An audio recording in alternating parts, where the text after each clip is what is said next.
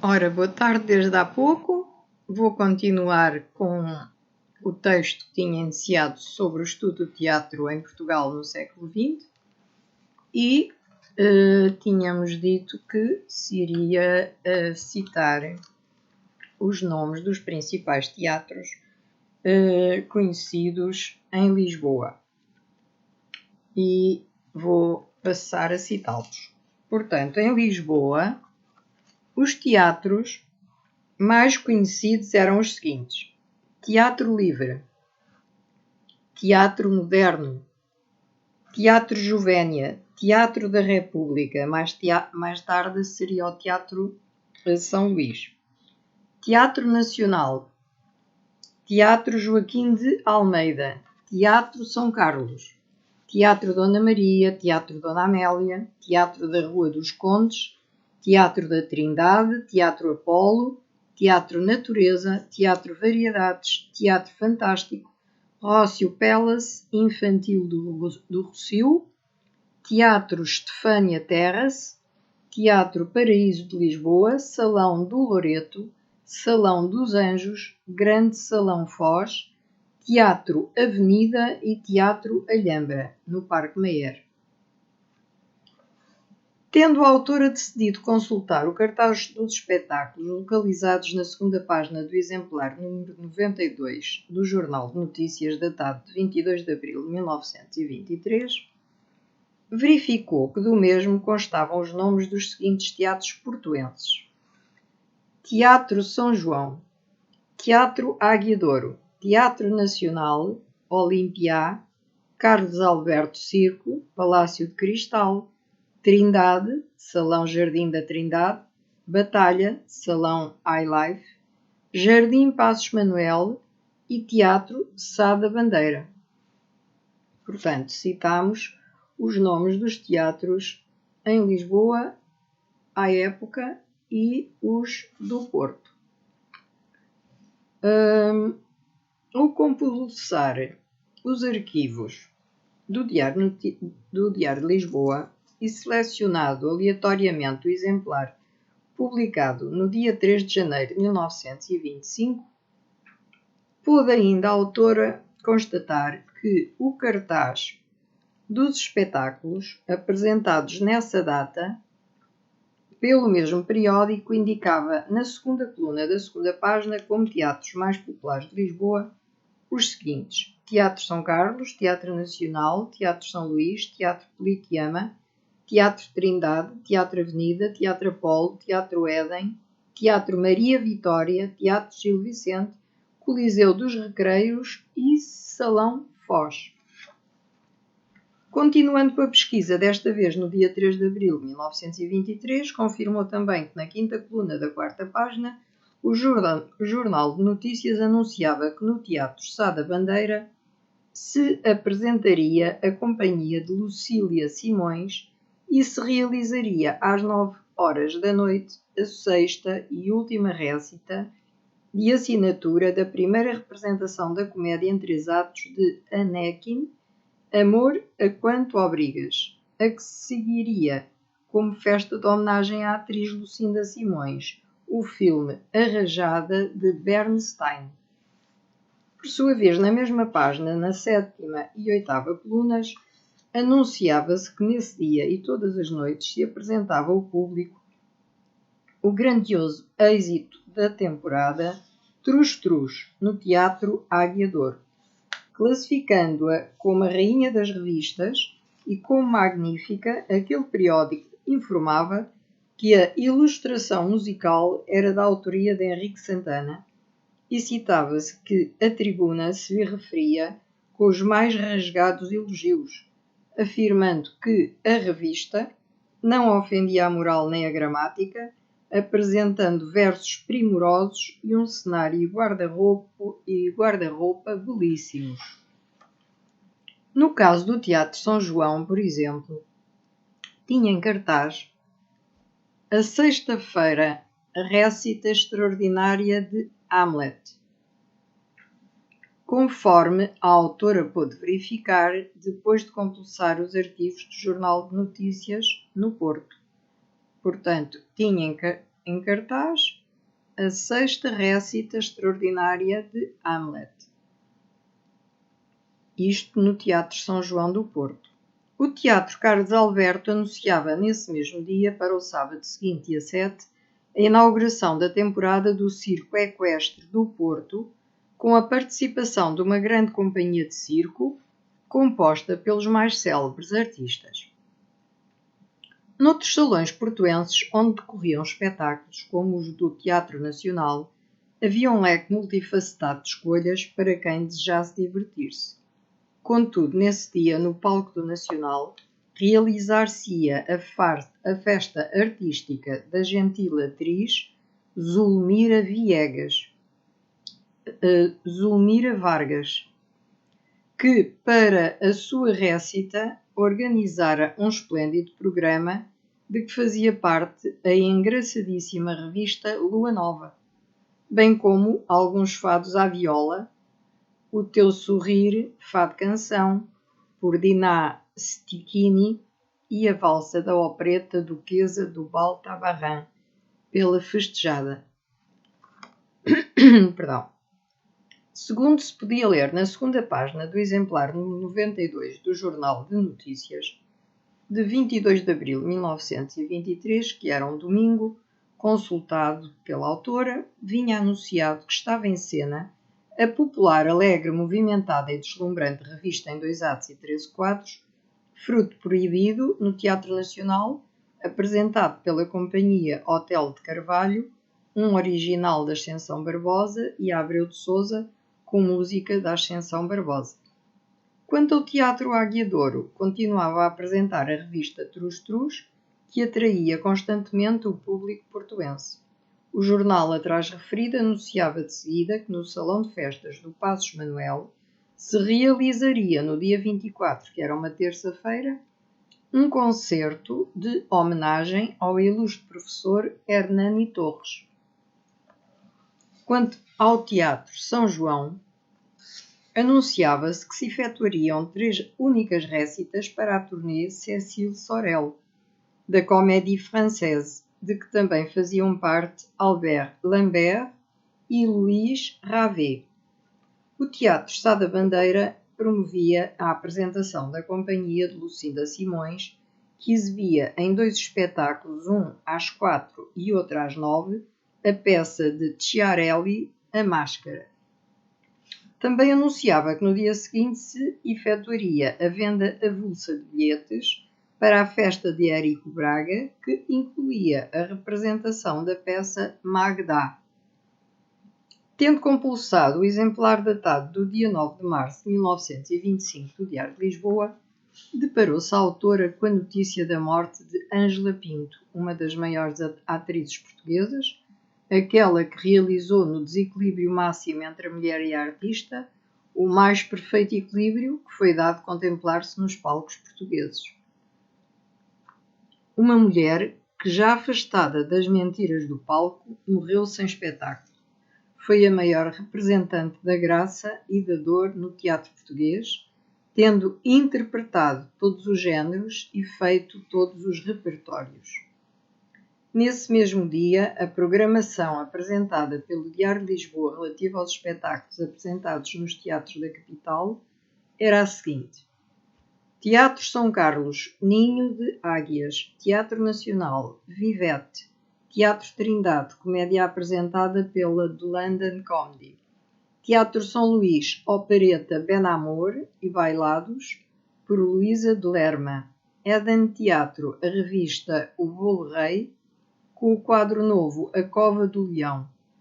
No Politeama, a Maçaroca e um concerto pela Orquestra Sinfónica de Lisboa. No Teatro Avenida Suzy, também se anunciava para a quinta-feira seguinte, o João Ratão. Teatro Maria Vitória, o Sonho Dourado. A multiplicidade de peças em estreia e em continuidade era profusa. Julgou-se ser interessante verificar que acontecera no último ano do primeiro quartel do século XX, no panorama do teatro português, basicamente sediado em Lisboa, de onde as companhias partiam em turnê de acordo com a calendarização estabelecida nos respectivos contratos para as outras cidades do país. Folheando o mesmo órgão de imprensa no arquivo da Biblioteca Municipal de Coimbra, referente ao mês de outubro. Portanto, falámos do Diário de Lisboa e agora vamos ver em Coimbra o que é que se passa no arquivo da Biblioteca Municipal de Coimbra, referente ao mês de outubro, mês de particular interesse por ser o da reabertura dos espetáculos teatrais, não é? Onde se verifica a rentrée. Ao compulsar o exemplar relativo ao dia 21, encontrou a autora na quinta página do mesmo um texto anunciando a peça A Zilda. Citava essa pequena notícia que no dia seguinte se faria a reabertura do Teatro Politeama para a reaparição da companhia Rei Colasso Robles Monteiro. Ocorreria então a reprise da peça do Dr. Alfredo Cortês, A Zilda, cuja protagonista voltaria a ser interpretada pela atriz Amélia Rei Colasso. Quanto às maquetes do primeiro e segundo atos, eram da autoria das artistas Alice Rei Colasso e Mimi Poços. Por sua vez, no exemplar datado de 27 de outubro de 1925, verificou que na quinta página, na rubrica intitulada Pelos Teatros, era anunciada a reabertura solene do Éden Teatro, com a primeira representação da revista em 2 atos e 10 quadros, No País do Tirismo, cujo original se devia aos escritores e poetas João Saraiva e António Carneiro. A música estaria a cargo dos maestros Nicolino Milano e Filipe Duarte, enquanto a regência da orquestra seria conduzida pelo maestro Alves Coelho. Quanto à mise-en-scène, devia-se ao ator Henrique Alves e a criação do espetáculo ao amador Luís da Gama, designado por Boa Vida. A interpretação incluía, entre outras, as atrizes Maria de Lourdes Cabral, Justina de Magalhães, Dinás Titini e Zulmira Betancourt. Os papéis cómicos seriam representados pelos atores Artur Rodrigues, Alfredo Henriques e por outros conhecidos artistas. Na mesma rubrica também se chamava a atenção do público para a reabertura do Teatro São Luís, inaugurando a época de inverno com uma companhia de opereta, de que já fazia parte o tenor Almeida Cruz, composto pelos melhores artistas no género. O espetáculo constaria da opereta em 2 atos e 4 quadros, a montaria, com música de Guerreiro, e da canção do Olvido, em 1 ato e 4 quadros, com música de Serrano. O guarda-roupa era de Castelo Branco e da empresa de materiais de teatro. Ainda no mesmo dia, 27 de outubro, podia ler-se na mesma rubrica, acima referida do mesmo periódico lisbonense, que a companhia Berta Bivar Alves da Cunha terminava na semana seguinte as representações da peça O Saltimbanco, para dar lugar à première da peça de Ibsen, O Inimigo do Povo, na qual se estreava como atriz no desempenho de um dos papéis Emília de Araújo Pereira, esposa do artista e ensaiador Araújo Pereira, reaparecendo também ao público na mesma peça o ator Carlos de Oliveira. Ao consultar a quinta página do exemplar de dia 28 de outubro de 1925 do Diário de Lisboa, pôde a autora ler uma crítica sobre o espetáculo da véspera no São Luís, onde se citava que o mesmo era opereta, como música, como canto, como representação, como cenário, como mise-en-scène, como corpo coral.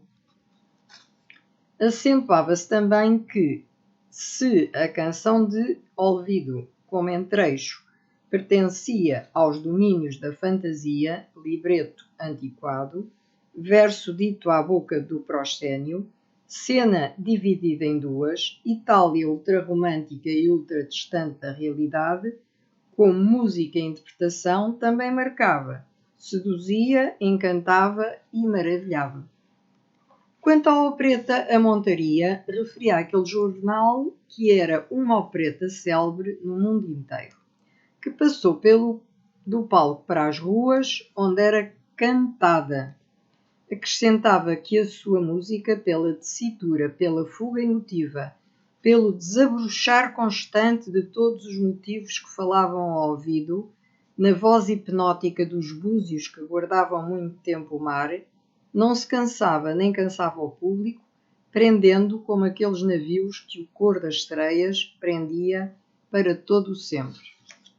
A finalizar, sublinhava que a orquestra, dirigida pelo maestro Serafim Radá, cheia de vida e de entusiasmo, concorrera para que a plateia e a crítica, animadas do bom desejo de defender o teatro nacional, se confundissem em ovações vibrantes.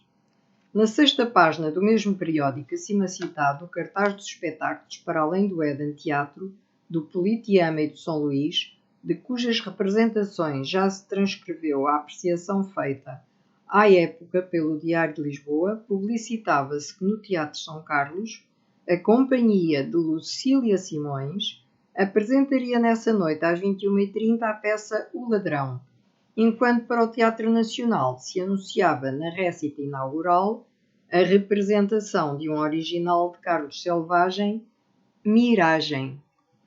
No Teatro Maria Vitória, nessa mesma noite, às 20h30 e às 22h30, estava em cena a revista Rataplan. Quanto ao Teatro Avenida, a companhia Satanella Amarante apresentava a revista O Pão de Ló.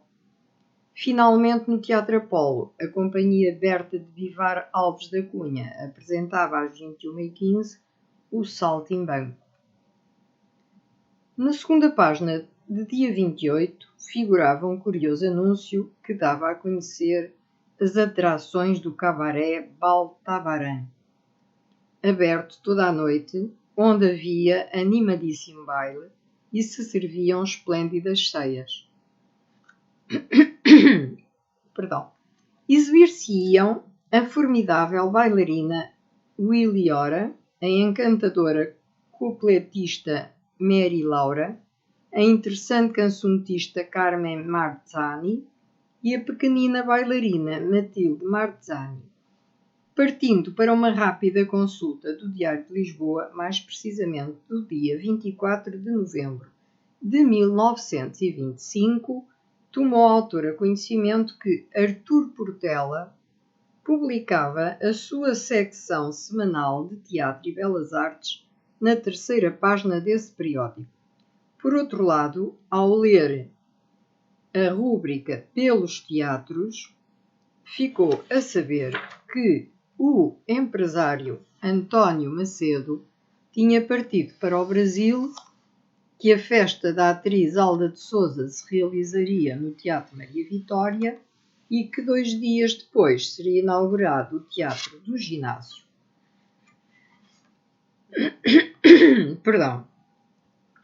Avançando na pesquisa para o último dia do ano, dia 31 de dezembro de 1925, podia ler-se na quinta página, mais precisamente na secção semanal de Teatro e Belas Artes, da autoria de Artur Portela, um artigo sobre a homenagem prestada a Augusto de Melo.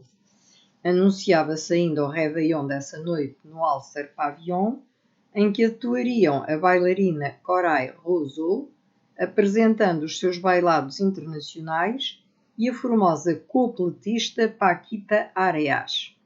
Tal como em Lisboa e no Porto, nas restantes cidades do país existiam teatros, como por exemplo o Teatro Avenida de Viseu, o Teatro Rosa Damasceno em Santarém, o Teatro Luísa Todi em Setúbal, o Teatro Bernardim Ribeiro em Estremoz e muitos outros, como os que se situavam no Algarve, nas cidades de Faro, Olhão, Tavira e Vila Real de Santo António.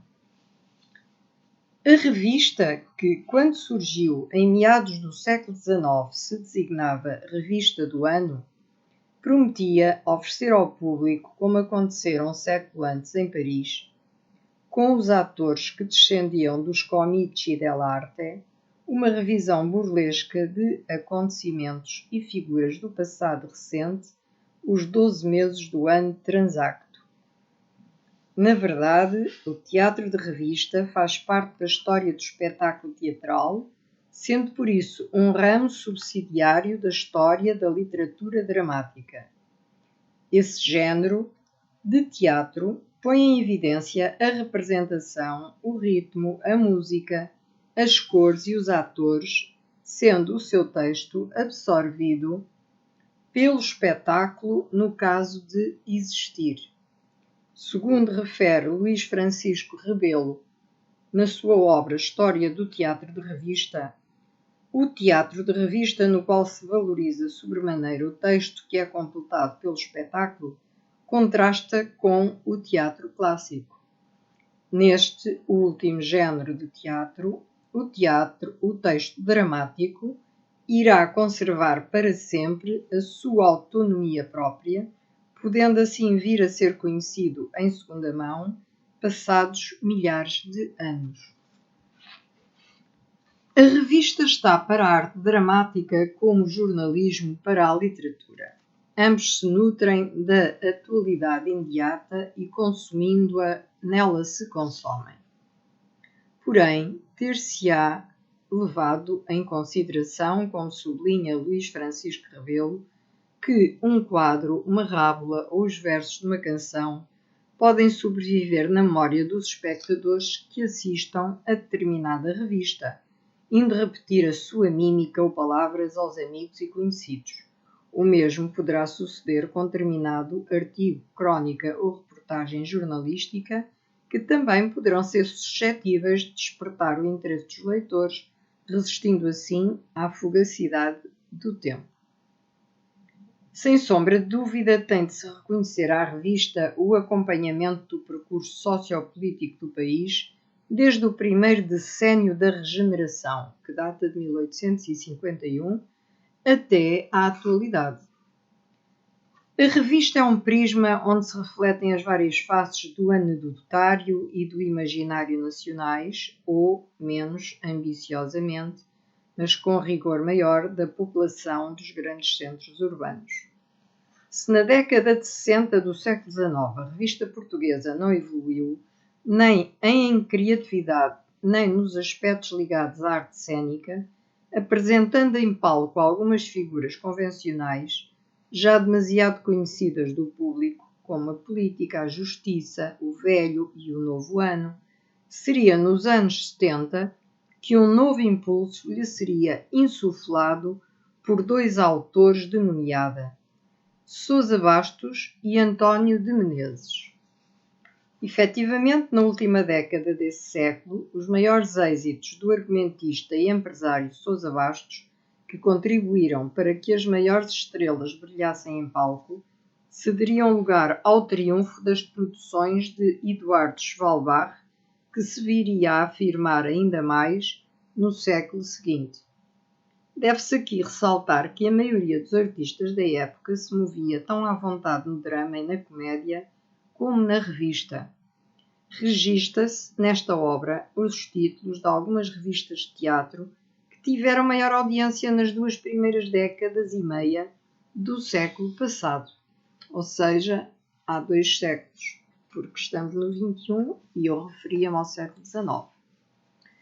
Em 1900, o Barril do Lixo, no Teatro Condes. Em 1901, Níqueles, no Teatro Condes de Príncipe Real. Em 1902, Arte Nova, no Teatro da Trindade. Portanto, todas estas peças são do século XX. Em 1903, Já lá vem de trás, no Teatro Lisbonense, na Feira de Belém. Em 1904, O Livro Proibido, no Teatro do Rato. Em 1905, Tacadas e Carambolas, no Teatro Chalet, na Feira de Belém. Em 1906, o ano passado, Teatro do Príncipe Real. Em 1907, Favas Contadas, no Teatro Avenida. Em 1908, na Berlinda, no Teatro da Trindade. Em 1909, O Arco da Velha, no Teatro do Ginásio, e em 1910, A Feira do Diabo, no Teatro Dona Amélia, Zig Zag, no Teatro Júlia Mendes, Feira de Alcântara, É da Trama, no Teatro Estrela de Ouro, É Fantástico, no Salão Fantástico, Duras de Roer, no Casino Etoile, e em 1911, Agulha em Palheiro, no Teatro Apolo, É Talaça, no Teatro Fantástico, e em 1912, Branco e Negro, no Teatro da Rua dos Condes, e É Real, no Paraíso de Lisboa. Em 1913, Rebola a Bola, no Teatro Águia de Ouro, no Porto. Em 1914, A Ferro e Fogo, no Teatro Nacional, no Porto. Verdades e Mentiras, no Teatro Trindade. Em 1915, Dominó, no Eden Teatro. XPTO, no Teatro Avenida. Em 1916, Maré de Rosas, no Teatro Avenida. Nabos da Púcara, no Teatro Apolo. E em 1917, De Borla, no Salão Foz, Papagaio Real, no Teatro Trindade, em 1918, Cruzes Canhoto, no Salão dos Anjos, Salada Russa, no Teatro Politeama, e em 1919, Aqui del Rei, no Eden Teatro, O Pé de Meia, no Teatro São Luís. Já em 1920, Café e Torradas, no Teatro Trindade, Com Unhas e Dentes, no Teatro Avenida.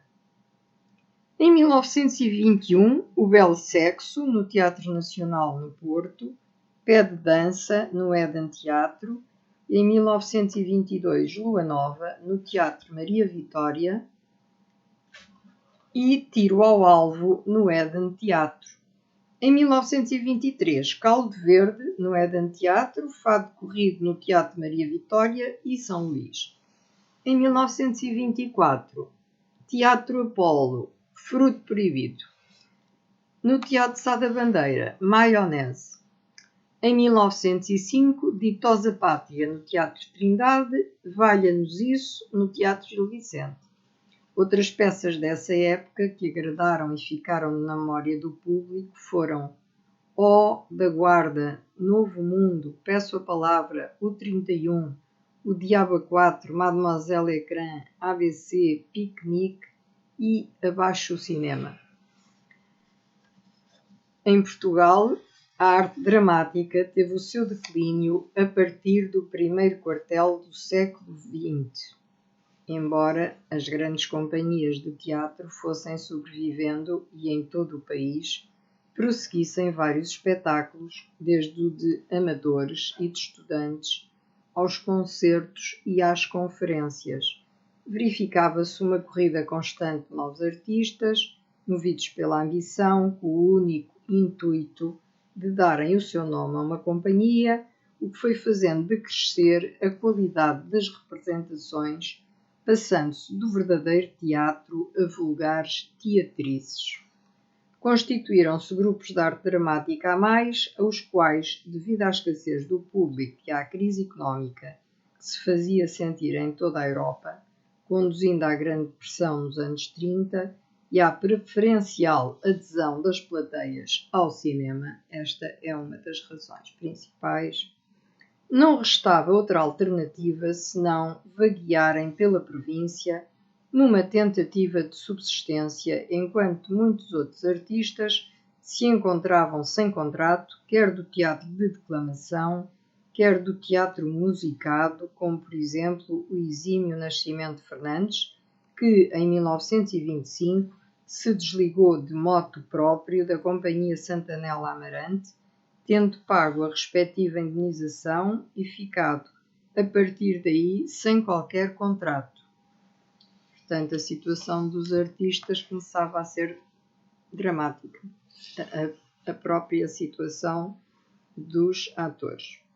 O negativismo do género que se designou em Portugal como boulevardeiro ou teatro de boulevard espalhou-se como areia fina soprada do deserto para o interior das salas de espetáculo, provocando ondas de sentimentos sombrios por entre a assistência que, observando os atores no platô, só conseguia inferir no final das peças que o caráter humano chafurdava permanentemente num mar de lama. Ao rastro luminoso de outrora sucedia o sentido negativo da arte, que estava patente quer nos textos ditos em palco, quer na fraca intensidade dramática que os atores imprimiam aos papéis que lhes destinavam. Os antigos valores eram destroçados por elementos de uma geração sem rumo. Dispersavam-se no seu anseio de se tornarem rapidamente conhecidos e notáveis, mas faltava-lhes a regra e o trabalho persistente que só o tempo consubstancia nesse antigo e dificílimo mistério da arte em palco. Nos outros países europeus iam-se verificando profundas alterações, tendentes a renovar o panorama da cena ocidental até então vigente. Por exemplo, em França, assistia-se ao declínio da arte negra, à falência de Josefina Baker e à decadência do nu, cogitando mesmo alguns empresários passarem a apresentar as suas revistas com atrizes completamente vestidas.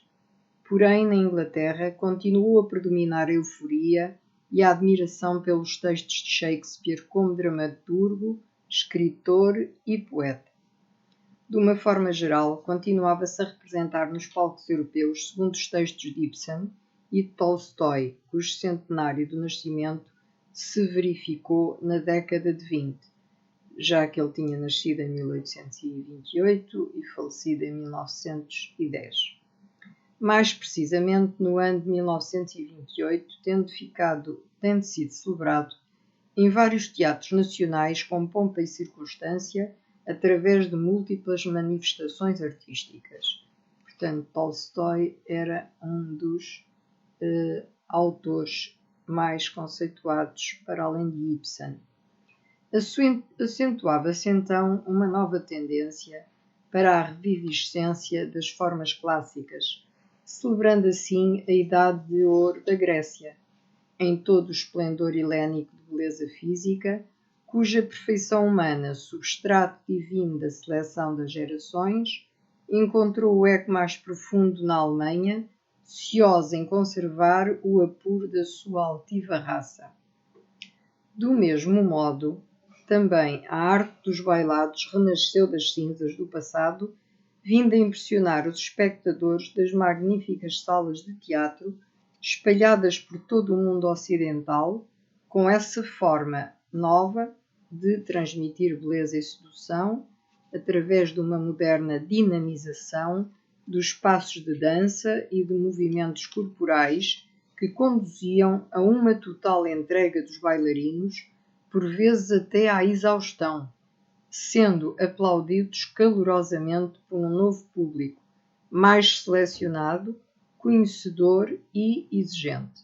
Nessa arte, oportunamente renascida, ir-se-iam inspirar centenas de poetas, pintores e escultores, até à modernidade, incluindo os portugueses. E assim terminamos por hoje o estudo do teatro, muito sucintamente, no século XX. Passaremos ao estudo do cinema, que é bastante prolongado devido à multiplicidade de firmas produtoras de cinema que abriram no nosso país e, portanto, aos nomes de atores e de filmes que se foram produzindo, e levaremos talvez 3 ou 4 lives para estudar o cinema em Portugal. E depois passaremos a finalizar à Ilha da Madeira para estudar o teatro e o cinema. Depois disso passaremos à história, porque isto foi um período de cultura que eu achei necessário, e depois iremos falar de batalhas, de conquistas, de guerra, da Grande Guerra e assim por diante. Por hoje acabo aqui, desejando um bom fim de semana para todos e muita saúde para vós e famílias. Muito boa tarde.